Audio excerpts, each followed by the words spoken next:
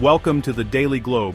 Please subscribe and hit the bell icon for more breaking updates. In a stunning and historic decision, the Supreme Court has struck down President Trump's sweeping global tariffs, sending shockwaves through the political and economic landscape.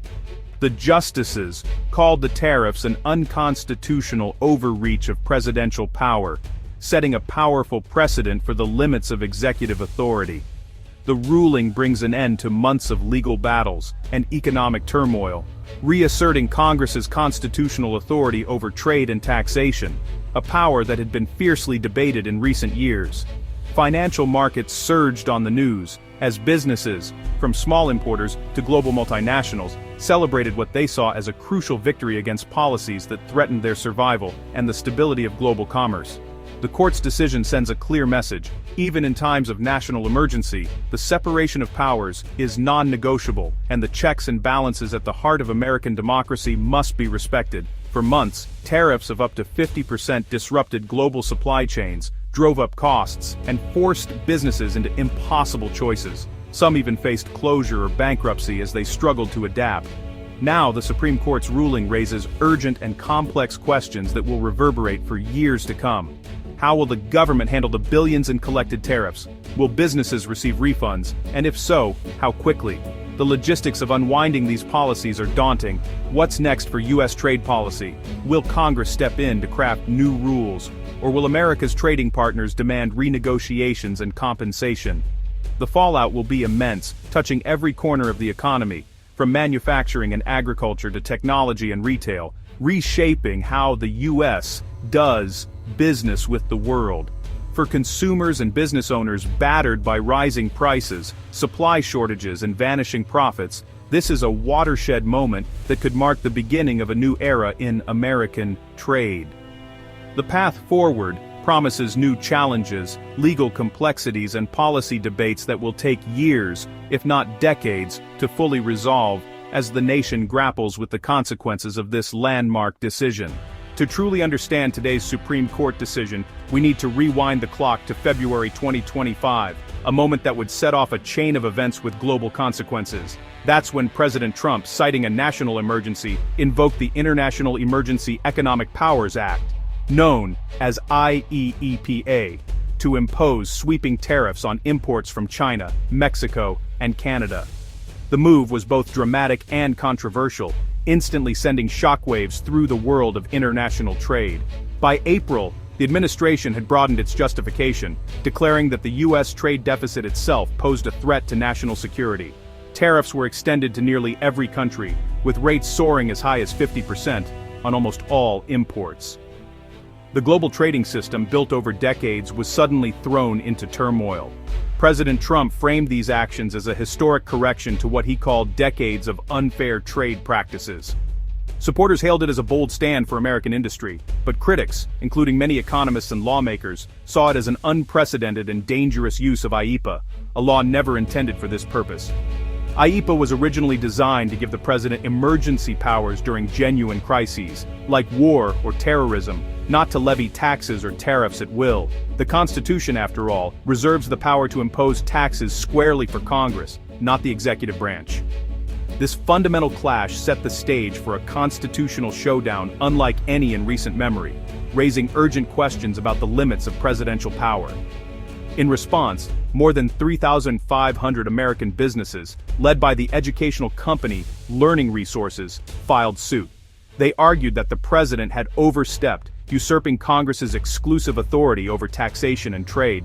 Their case, Learning Resources versus Trump, quickly became a landmark test of the separation of powers, drawing national attention and legal scrutiny. At the heart of the case was a deceptively simple but critical question. Does IEEPA's broad, and some say vague, authority to regulate imports actually give the president the power to impose trillions of dollars in new taxes without Congress?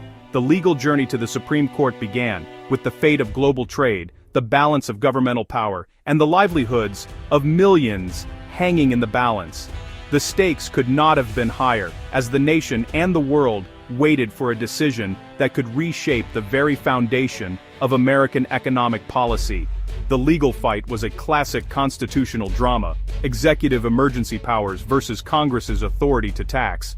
Plaintiffs argued IEEPA never granted the president the power to create a new tax system, pointing to other trade laws with explicit limits. The administration claimed regulate included tariffs, framing them as regulatory fees, not taxes. The courts disagreed, repeatedly ruling against the administration.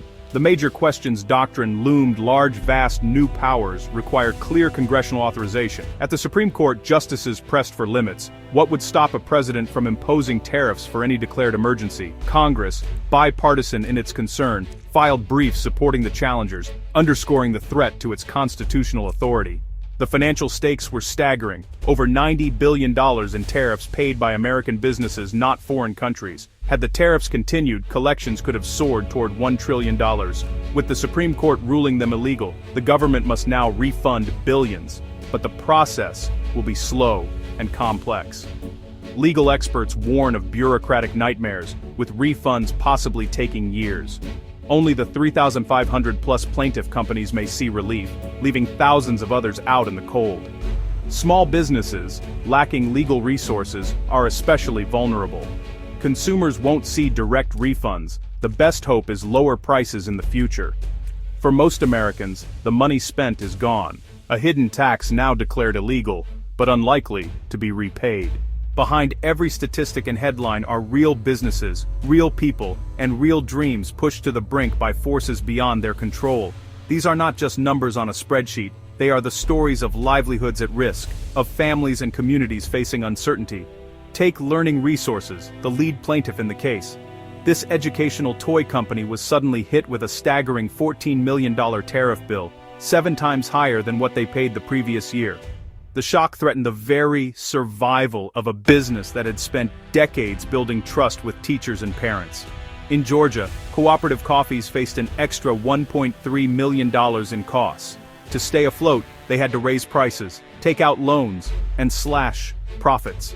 Measures that rippled down to the small farmers they support, making life even harder for those at the source.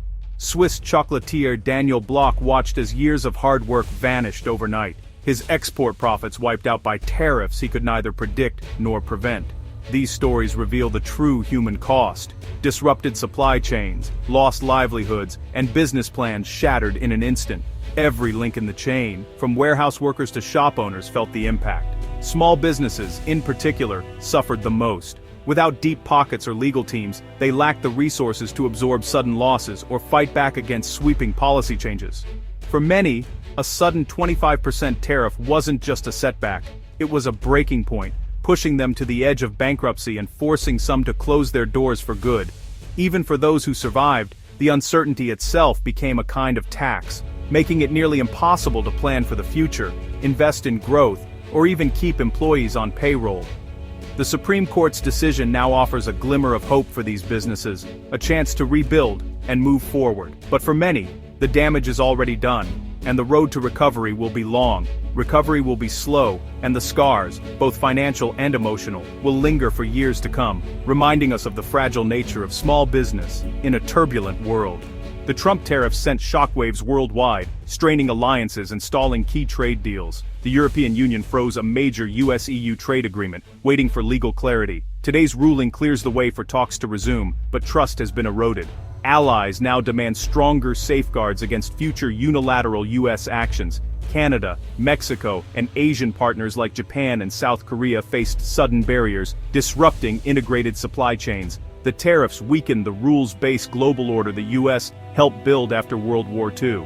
By acting unilaterally, the administration signaled a retreat from predictable international norms. The Supreme Court's decision is seen globally as a course correction, restoring some faith in US legal checks and balances. Experts are parsing the decision's impact. Alan Wolf calls the episode unprecedented, warning that a simple refund process may be impossible. Congress may need to step in. Legal scholar Adam White notes the court focused on statutory limits, not the president's emergency powers, reinforcing that executive authority can't be invented from vague laws.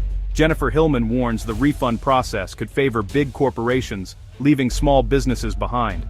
The consensus, the ruling brings legal clarity, but creates new practical and political challenges.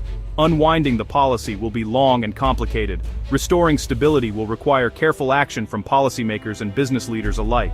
With tariffs struck down, Businesses breathe a sigh of relief, hoping for lower costs and more stable supply chains. Consumers may see prices fall, easing inflation, but the refund process for $90 billion will be slow and contentious, and market volatility is likely as companies adjust.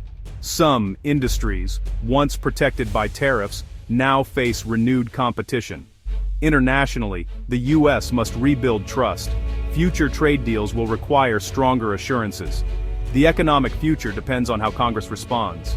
Will it clarify trade laws and executive limits, or leave the door open for future conflicts? Without reform, the economy remains vulnerable to similar shocks. The next steps will shape America's role in global trade for years to come. The Supreme Court's decision is a powerful lesson in American civics and the resilience of checks and balances. The founders designed a system where no branch holds unchecked power. This case tested that system, and the courts reaffirmed Congress's authority over taxation and trade. The journey from business dispute to constitutional showdown shows the rule of law in action. But safeguarding these principles isn't just the court's job. An engaged citizenry is the final check on power. Thousands of businesses, media, scrutiny, and public attention brought this issue to the forefront. Staying informed and participating in democracy is essential. Our institutions are only as strong as our commitment to them. In the end, the enduring principles of the Constitution, not any one leader, have the final word.